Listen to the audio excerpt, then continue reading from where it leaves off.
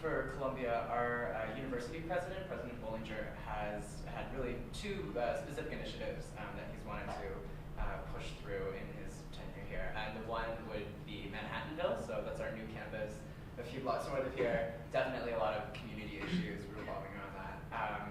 The other one that he is looking to expand more is these global centers that we've created. So it's these seven, he might be pushing it to 8, located all around the world. The newest one was just open in Santiago, Chile. And it's a different concept from a satellite campus. So it's not like NYU, Abu Dhabi. It's like, they're really more resource hubs for students in the area, if they're studying abroad in the country, or if they wanted to pursue research opportunities nearby, to be able to kind of have that. It's a very small, one building kind of outpost on the city of Columbia. But we're also staffing professors there. We've been building relationships with the local communities and the governments in those countries as well. And the president's kind of long-term vision is that eventually all Columbia students will have an opportunity to travel to multiple of these centers, so more than just one center. He thinks every student should go to Beijing at some point in their time here. So he's really been aggressively pursuing that. And then something that we've looked at a little more internally is international students come to school with a lot of different issues. One of them being the fact that they don't receive need-blind financial aid. So that's definitely something there. And what we created this year was an international student orientation program, which was separate from the new student orientation program and kind of deals with those issues that international students face a little more directly. So they have a really vibrant community, and I think they've been coming together well around that. So. There's certainly been a lot of dialogue on Yale's campus. So we are planning on working with the National University in Singapore, the Yale NUS campus there, which is one of the first liberal arts colleges in Asia, and one of the most prominent once it's completed. And there's been a lot of controversy surrounding that. I believe actually on Thursday, our faculty finally did pass a resolution, not stating opposition to it, but encouraging both the leaders in Singapore and at Yale University to uphold the standards that we do here at Yale University in regards to a liberal arts education, freedom for minorities, and such. And this has certainly been a dialogue with students as well, and has been going on for some time. Student input has been used in looking at a number of issues with the colleges, what types of courses will be offered, even things from dining to student life, students have had input on. And we found that to be a very important aspect, and look forward to how this will continue to develop in the coming years. And to return to your question about local involvement, I'll just add a little bit. Yale, in fact, does have a very strong relationship with New Haven. I mean, there are times when the Yale bubble certainly does exist, and it's a very oddly shaped bubble. But nonetheless, we try to get out of it. And the university is very supportive of New Haven. For example, the New Haven Promise, which is one of the largest scholarship programs in which all New Haven students with a certain GPA, I believe it's 3.0, are eligible for this scholarship. And Yale is one of the primary sponsors for that. In addition, Yale gives because we don't pay taxes as a nonprofit university, we do have one of the largest, I do believe the largest donation to a city of that sort that I believe you were speaking of earlier. And students, and more so students, are very actively involved, and the Yale College Council has worked with the Dwight Hall, which oversees approximately, I believe, 75 organizations that are dedicated to community service. And we've worked with Dwight Hall and the residential colleges on campus to introduce Dwight Hall Community Service Fellows to the residential colleges to serve as liaisons between those student organizations and students in residential colleges. And that's been one of the primary things we've been working on this year. Yeah, so on the international experience, international students are particularly treasured at Penn. 1 out of every 9 students is an international student, and that I believe excludes Mexico and Canada. so one thing that we've done as undergraduates is to work to address one of the greatest issues that the international community is facing, at least at Penn, and that's just the issue of financial aid. And so Penn is need blind for the students from North America, but not for international students, and it actually does have a large impact on the admissions process because there is a fixed pool of money.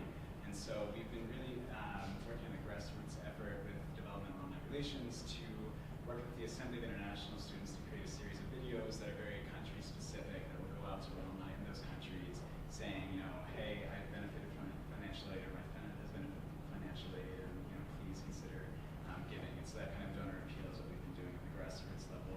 In terms of more university-wide, President Gavin visited Asia a lot last summer, so particularly Southeast and East Asia. And I think one of the goals there actually is to create more of a Penn brand. It's very fascinating, but Wharton has a huge following in that area, and I think we're looking to engage our alumni who are from there from all the schools, of which there are large populations, and really represent each of the 4 undergraduate schools and the 12 graduate schools equally there. And so I think she's done fantastic work in that department. One last thing that I'm really excited about is the appointment of Zeke Emanuel to the global, he's the head of global initiatives now at Penn. Rahm Emanuel's brother, he likes to joke, he's the slacker in the family. And he's got appointments in the Providence School of Medicine and the Wharton School, and his primary charge right now is developing some really fantastic opportunities for students to engage globally, and also to really have a home for international initiatives on campus for international and domestic students. And this will be rolling out for the next couple of years. So I just inject Dartmouth briefly. Thinking about community and community engagement, I think we are fundamentally different. I'm actually surprised to sit up here and listen to people discuss the bubbles that their various schools are in. The Yale bubble in New Haven, the Brown bubble in Providence. I got off the subway and was walking here and I was thinking just how different my undergraduate experience could have been. Hanover, New Hampshire is very isolated, and Dartmouth College is essentially the DHMC Medical Center. They're essentially the economic engine, not only for Hanover, but also for the greater Upper Valley, a region of Vermont, New Hampshire that surrounds the Connecticut River. And Dartmouth has a strong history of, advocacy and engagement with the local community, especially a number of student service programs, and then internationally as well, whether it be, sending doctors from Hitchcock Medical Center and aid to Haiti after the earthquake, or even most recently our president going on a worldwide listening tour before his World Bank election.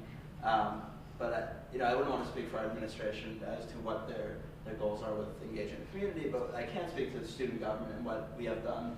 And the main point of interaction has actually been around the issue of alcohol. There's a town college alcohol working task force that I've sat on with a few other student leaders, members of the Hanover Select Board, the police chief, and some higher up members of the college. And the few promising results have come out of that, one of which is an organizational diversions program, whereby if a fraternity or sorority were to be potentially charged with a felony for serving a minor, instead of going through a judiciary proceeding and ultimately a fine and a plea bargain likely, we've managed to work with the police force and the college's Greek life officers and turn that into an educational proceeding whereby an entire house and its membership will go through a remedial process to kind of learn about risk management and social event procedures rather than just kind of a one-time fine slap on the wrist, but really trying to institute a more responsible culture. So I think that's been a really interesting way in which we've been able to interact with the community and discuss kind of the communal impact of substance abuse and how having a college and a town that are so closely intertwined, how they can both help each other and hinder each other, and where that interaction lies. Yeah, so in terms of internationalization at Princeton, there's really a push both on the administrative and the student body side. So in terms of the administrative, just this year, Princeton is decided to increase its Bridge Year program, which essentially used to send 20 students, it will now send 28 people in between their senior year in high school and freshman year college to sort of countries you wouldn't normally think to go to, like Serbia. They have a place somewhere in Africa. Essentially, to do community service activities and things that you normally wouldn't really get into at that age, and sort of to change people to more of a service, international-oriented mindset. With that said, also the Woodrow Wilson School of Public Service at Princeton has changed its undergraduate curriculum for the class of 2015 and all classes that come after to reflect international trends. So instead of taking 4 classes in a foreign language, they will now have to take 5, and they'll also have to study abroad at some point in their career. So that's sort of to try to push them towards thinking in an international way in terms of policy. On the student side, of course, I'm sure all of you have also seen this, like a proliferation of cultural groups. But not just that, you're seeing a lot of cultural information groups. So Global China Connections, I think, is an example that's basically all the different Ivy League schools at this point. And also the Ivy Council has put together a lot of programs now that send people to China to sort of meet Chinese students, get to see sort of the culture there. And really, I think a lot of the international push at this point is coming more from student body groups than from student government. I think that's a good thing. To answer your first question about local community,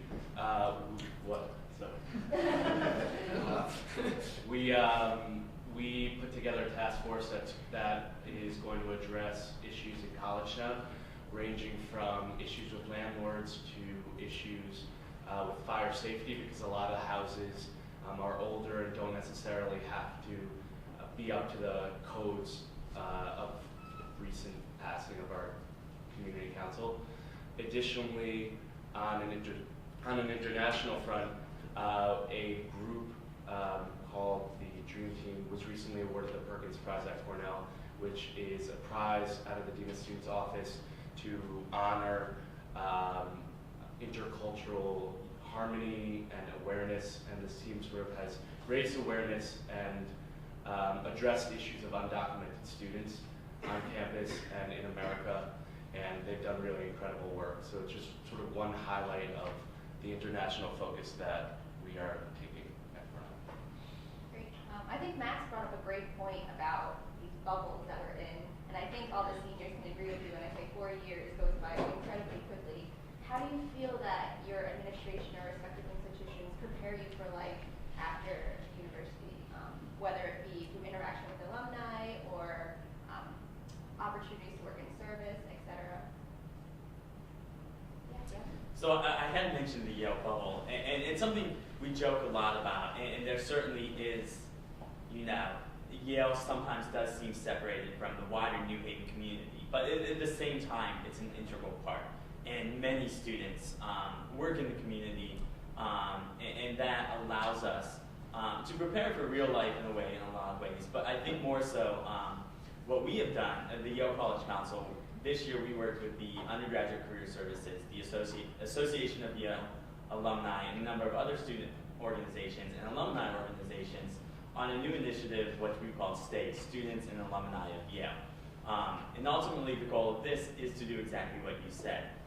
Prepare students for life after Yale.